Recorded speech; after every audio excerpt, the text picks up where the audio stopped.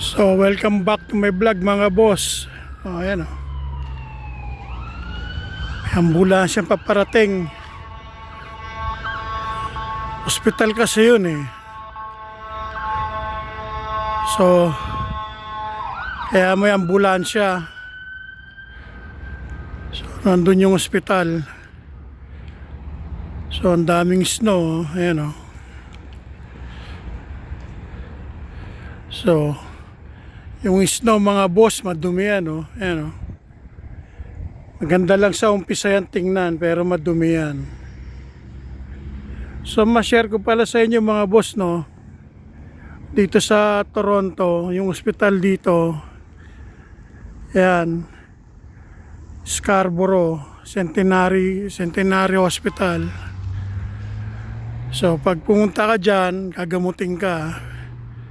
So, may mga gamot boss, tatanungin kung meron kang health insurance, gano'n, sa company mo. So, yun ang pagkakaalam ko. Pero hindi lahat libre. So, mabalik tayo sa snow. Madumi yung snow. Yung iba, ginagawang halo-halo, kinukontent nila. Gamit yung snow, halo-halo, no? Kita nyo naman, ang dumi-dumi. Oh. Dumi ng snow, di ba? So, pag umulan din dito sa Toronto, Ontario, maputik yung ulan, madumi. So, ayan ang ano ko, sinishare ko sa inyo yung alam ko. Madumi yung ulan dito sa Toronto, Ontario. Ewan ko sa ibang parte ng Canada, umalinis yung ulan.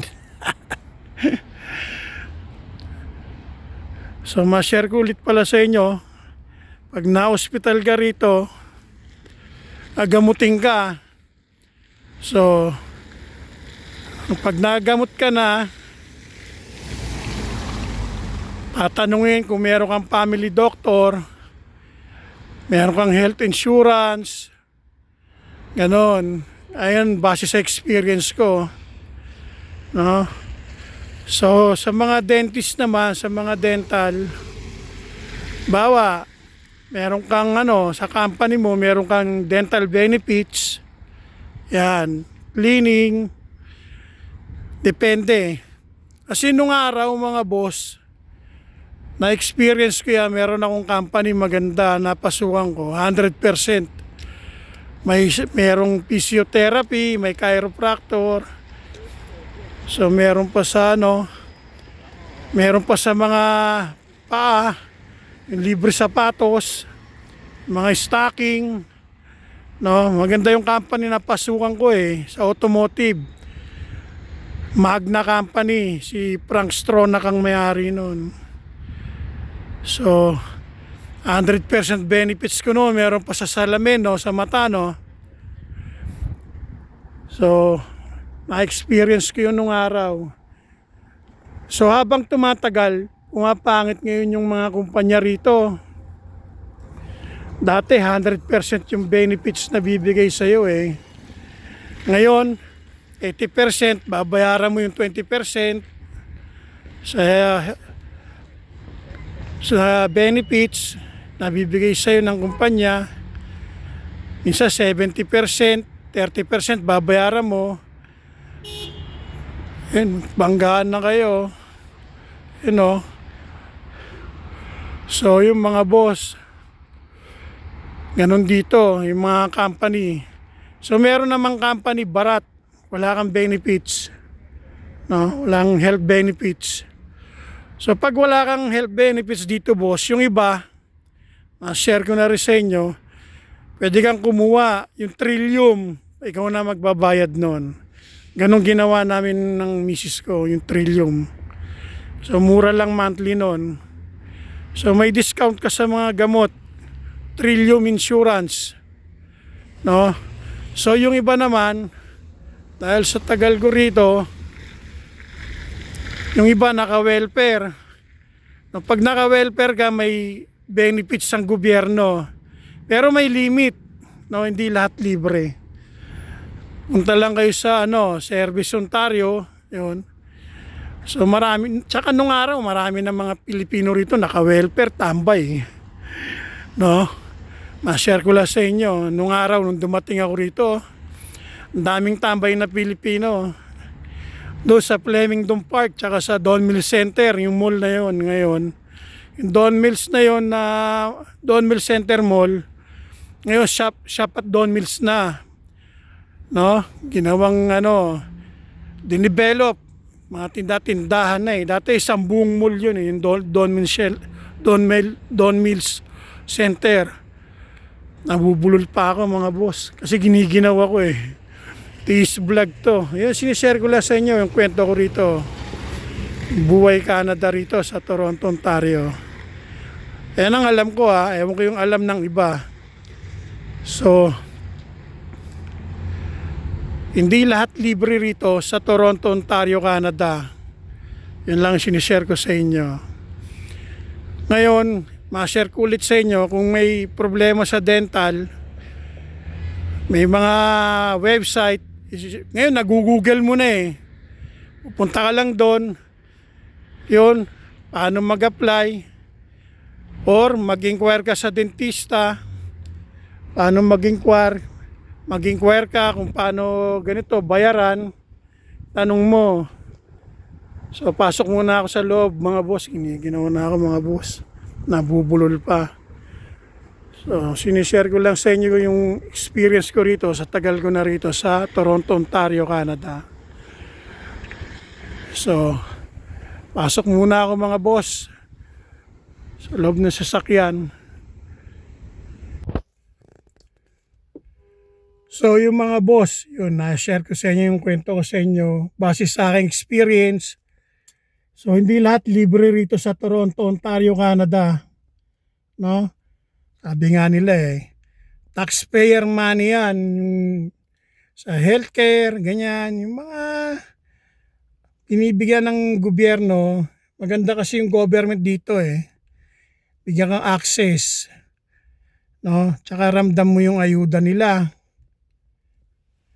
So, sa Pilipinas kasi kurap yung gobyerno natin eh, kawawa yung mga tao roon, no? Sa Pilipinas. Kaya napapanood ko sa TV, ang daming kurap na government official, no? So lahat naman yan eh, kahit sa bansa naman may kurap. Dito pag gano rito nasilip na yung mga politician dito sa Canada, nag-step down, iniimbestigahan, ganyan dito. Inaalis sa pwesto. Yan. Sa atin kasi mga politikong kurap, hindi umaalis ng pwesto. yung iba, kahit nakulong na, umabalik pa sa pwesto. Pero yung ibang politikong kurap, tumatakbo ng Amerika, di ba? Hindi nakukulong. So, yun lang kagandahan dito sa Canada. Ramdam mo yung ayuda ng gobyerno. So kung alam mo yung mga access dito, like mga community center, no, may tutulong sa'yo, yan.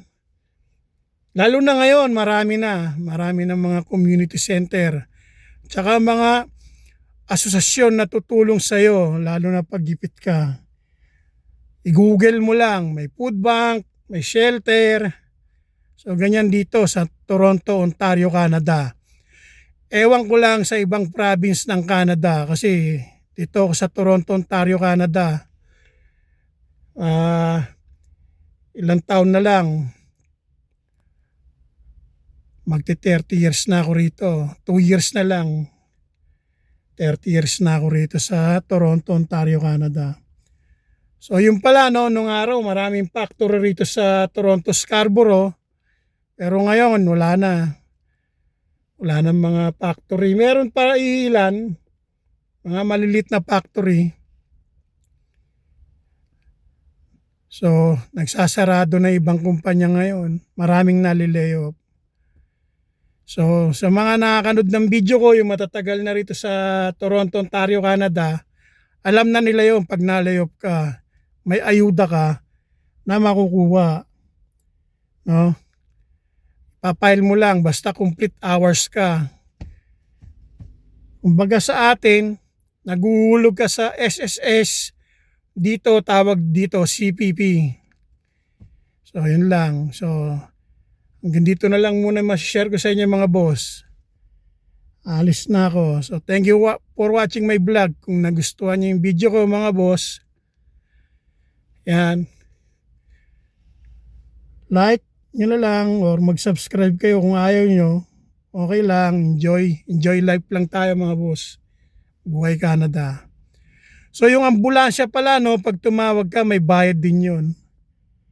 So, ayan ang alam ko. Kasi tumawag ako ambulansya noon eh. Nagpadala ako sa ospital. Pinadala na ako sulat. $50 yata noon. Kaya ewan ko lang ngayon, every year tumataas eh. Inflation rate. So, thanks again for watching my vlog mga boss. God bless.